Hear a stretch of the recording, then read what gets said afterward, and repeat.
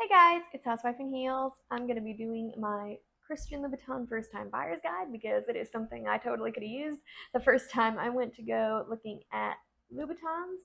So I'm going to kind of start to get right into it. So I am going to be discussing what shoes I think would work best for your foot shape. I am not going to be discussing, say, better materials for durability because you have to actually wear them in order to care about how durable they are. And if you're going to get Louboutins, I want you to actually wear them and enjoy them. So, if I'm going to be discussing materials, it is going to be meant for practicality by means of use. I hope that makes sense. That means it's going to be more comfortable, it's going to be easier to actually wear. So, I'm going to be organizing this by foot shape. So before you go and think about getting your first pair of Louboutins, I strongly encourage you to determine the shape of your foot. Do you have a narrow foot? Do you have an average foot? Do you have a wider foot? This is going to make or break everything, your sizing, the type of shoe that you get. So please, please, please figure that out before you just follow, I don't know, your favorite influencer or even me for that matter and just take someone's advice who doesn't know your own personal feet, what you need as far as a shoe is concerned. Really take the time to figure out what you need in a shoe and what your foot shape is. Now, if you have determined your foot shape, congratulations! I will be able to better help you on your Louboutin journey. So let's go ahead and get started. Louboutin is notorious for catering towards people with very narrow, dainty, tiny Parisian feet. I have discovered after I bought my first pair of Louboutins that I have actually quite narrow feet, and I am an ideal client for Mr. Louboutin. Now, that unfortunately is not the case for most people in the world, which is sad, but I do hear about people who have narrow feet. They go get Louboutins, they accidentally size it way too big, and then their experience is bad and they are sad. I was one of those people, so let me help you today. So, this is going to be my lineup for people with narrow feet. Now, I do want to say that it's not like a if you have narrow feet, you can only wear this. Do what your heart desires at the end of the day. This is just what I recommend for your foot shape. So, I have the So Kate 120, I have the Kate 100, and I have the Nouvelle Privé 100. I only have the 100 because I got it on sale. I would love to get the 120. I do not currently have it, so I'm having to make do. Bear with me. Now, a lot of people love the So Kate. They love the look of it. They really want to wear that kilo shoe. I was one of those people. My first ever pair was a So Kate 120. Now, if you're watching this for sizing, I have a whole sizing video. So go ahead and check that out if that's what you're looking for. I'm not going to be talking about sizing today. So, Kates, if you have a narrow foot, great. That's not all you need to wear these. You need to be super confident in heels. You need to be that type of person that wears heels wherever she goes. Because I would imagine if you're paying $800 for a pair of shoes, you want to get use out of them. And these are the least practical shoes on the market that I am currently aware of right now. So only get a pair of So-Kates if you really know that you're going to wear them. You're going to take the time to break them in so you can wear them for special events. So you can really enjoy them for what they are and really serve those looks. So I don't recommend these as a first time shoe. I really, really don't. If your heart is set on a pair of So-Kates, I would strongly recommend getting them in the Napa or calf leather so that way you can get an idea of what walking around in a 120 is like before having to worry about walking around in a 120 and having to break in this narrow toe box. Now, something that I would recommend for a first time buyer, whether you do have narrow to average feet, but we're talking about narrow feet, is the Kate 100. It has the same teeny tiny toe box that's notorious for making people's feet go numb, the works, except it's at a much more practical height. These even come in lower heights. I'm not saying you have to go and get a 100 or above. It's just what I personally like. These, in the Napa leather, I've had no break-in period. I've just been able to wear them right out the box and enjoy them. These have quickly become a go-to shoe for me. I've only had them for about a month. They're great strongly recommend these. Strongly. If you can find these on sale, even better. Well, in fact, if you can find any of these on sale, even better. But this 1,000% win. I would go and buy these full price because I know I would get my money for it, especially having a narrow foot. I am much less likely to be getting heel slippage back here. I know that I'm not going to be moving around. So these, especially if you have long toes with a longer toe box, like I do, then you're not going to be having as hard of a time kind of getting your toes in there comfortably, which I know can be an issue for people. So these strongly recommend. Now, the new Very Privé. These I would not recommend for a first time Louboutin. This, even though it has a rounded toe box, which even I at one point thought would be easier to be able to break in and wear, if these are properly fitted, I remember hearing someone say, I forget the life of me who it was, but she said that wearing these was like having that Chinese foot binding happening to you. And when I tried a pair of these on that were fitted, oh man, it really was. These are going to have just as tough of a break-in period as the SoCate 120, which is why I really only recommend, if you're a first-time buyer, just holding off on these unless you have a narrow foot and you think you're committed, because it's going to be a very similar break-in process. Now, if you're really got your heart set on a 120 at all, I would suggest getting a pair of New Very Privé 120 over the SoCate because you do have that 20 millimeter platform. So it is going to make it not as severe on your foot. So out of all of these, I would still recommend the Kate 100. Is it the hottest shoe in the world? No. But you're going to get use out of it, and it still is going to look great anyway. I mean, it would be really sad to get a pair of Louboutins that wouldn't look great. But any of the iconic pieces, you already know they're going to look great. So I'm going to go ahead and move on to the shoes that I think would work best for someone with an average foot. I'll be right back. All right, I am here with the shoes that I think would be suited towards someone with an average foot. You're going to see a familiar face here, and I'm bringing it here because I need to talk about something that people never talk about, and that is toe length.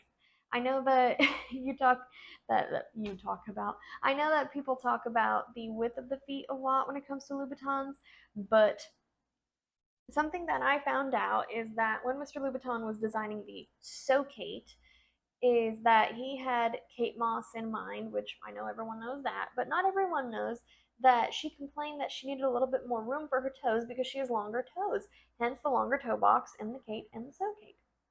Now, I have longer toes myself, so these are great. I don't have to sit and fiddle and kind of scunch my toes in. If you watch my try-ons, you'll notice, especially on my Patreon when I do the extended versions, now that I'm thinking about it, that I'll often fiddle with the toe box while putting a shoe on.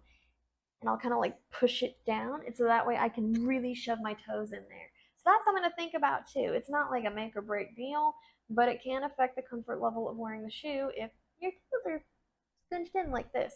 So bear that in mind if that's important to you. If you have lengthier toes, if you have shorter toes, then you have a little bit more freedom to move around in, so to speak. Now, two pairs of shoes that I feel would be a really good starter Louboutin are the Golf Elise and the Hot Chick 100.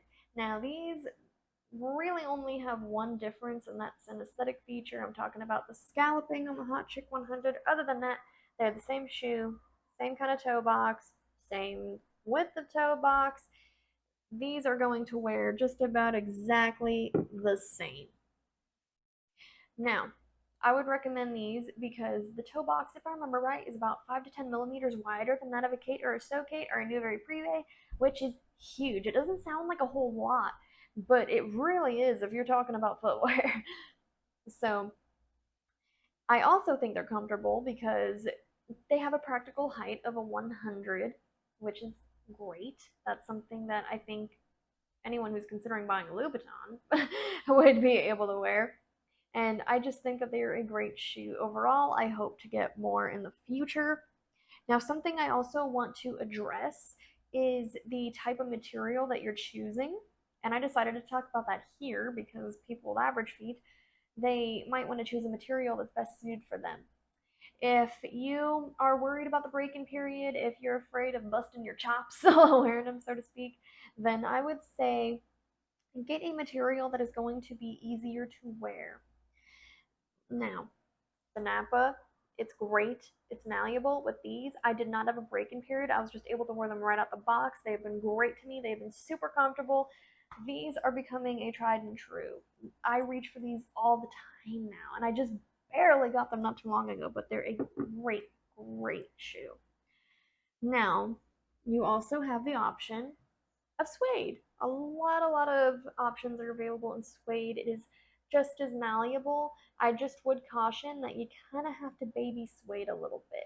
So I would strongly recommend getting a spray for it, a protectant, spraying your shoes before you wear them out and about because suede can be a little bit as far as taking care of it. But it is very easy to break in if there even is a break in period when it comes to suede. So if you think that you're leaning towards a little bit of the wider end of the foot spectrum, then the Napa or the suede might be a good material for you in one of these shoes. And now I will move on towards what I think is more suited towards people with a wider foot. I will be back in a moment. I am here with my selection for people with wider feet. Now, I have two suggestions. I just only own one, so I'm really trying for you guys here because Louboutin is notorious for only designing for people with super teensy little narrow feet. I think that you should really take into account people with wider feet because I know wider people want to be rocking them red bottoms too, but there are a few suggestions. Now, I would always recommend the Ariza because the toe box is the widest among everything and you only have to accommodate the ball of your foot, which is generally the widest part of your foot. These I would recommend over and over and over and over again for people with wider feet. It just really is the most accommodating for someone who might have a wider foot. Now, if you're looking for something that isn't a half dorset like these, where there's this cutout, you want something that's more of a traditional pump, then the Cornier is an option because rather than having a rounded toe box like you've seen in the options prior to these, well, and this, it has an angular toe box. And the toe box, it actually has a lift on sort of like this part of the shoe. I hope it makes sense. But that it creates room in the toe box. So you have a little bit more room to kind of, I don't know, squish your foot in. Because if you have a wider foot and you're getting Louboutins, you're probably going to have to make a compromise and squish your foot in there. Now, something else that you could do is pick a very malleable material. You could pick the Napa leather, which I think is a great material. You could pick the suede. If I had to give you one option between the two, I would pick the Napa leather because it is easier to care for than the suede. But if you have a really wide foot, then the suede might be it for you because it's the most malleable. Now, something else that you could do, which is not that uncommon of a practice, is before you even wear your Louboutins for the first time, you can go and take them to a cobbler and get them stretched. So you don't have to go through the fuss of going and breaking it in.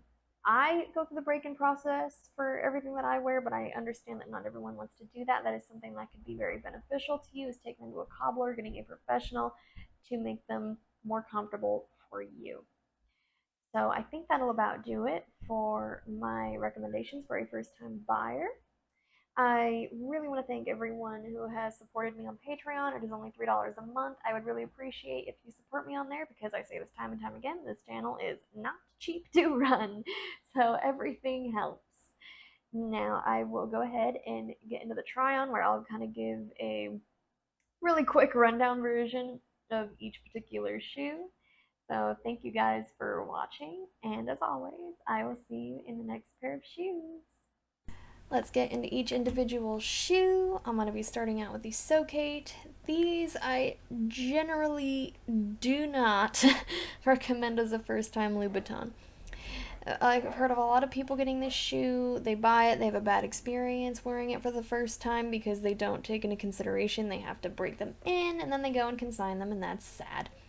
So, unless you are overtly confident, you are looking for a challenge, you really want a killer heel, and these are killer heels, then maybe these will be it for you. That being said, watch my sizing video on these so you at least get your correct size if you break down and buy these. Now these are the new Very Privé 100s. They only make them on the 120.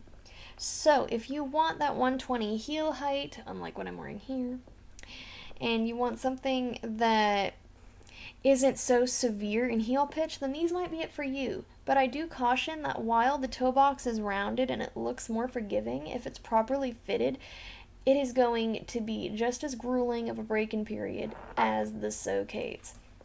So definitely bear that in mind before going and purchasing a pair of these. If you want something more comfortable, then keep watching. These in the Napa leather are, I believe, the most comfortable Louboutins that I have ever had the pleasure of owning. These are great. These I would strongly recommend unless you have a wide foot. Now, that being said, if you get these in a patent, I know that it will be less comfortable, but the break-in period will not be anywhere near as bad as, say, a New Very Privé or a Socate. So these I would just recommend overall unless you have a very wide foot. The Pigafoli. These are sort of, I don't know, the prettier sister of the Socate, maybe the prettier cousin. These, I think, are great for people with average feet. I've said it before, I'll say it again. The toe box is wider as far as the classic pumps are concerned. So these could be a good fit for you on your Louboutin journey. I know that these are really appealing to people who like that kind of shorter, sort of daintier looking toe box. So these I would recommend. Now, this is definitely the sister of the Pigafoli. These, the only difference are the scalloping on the actual heel of the shoe. Other than that, they wear the same. I wouldn't recommend the Pigafoli over the Hot Chick or vice versa. Just these I would recommend to somebody who wants something a little bit more fun, something that looks a little bit more classic Louboutin than just the red bottom itself. These are really a statement shoe if that's what you want. Last but not least, I have the Ariza. These are what I'd recommend for people with wide feet. I have mentioned why before, so I don't want to just go ad nauseum about why I recommend these. But other than that, thank you guys so much for watching. I really appreciate all of you who are still here with me. If you are subscribed or thinking about subscribing to Patreon, I would really appreciate it if you did, and I appreciate it if you already do. But other than that, as always, I will see you in the next pair of shoes. Bye!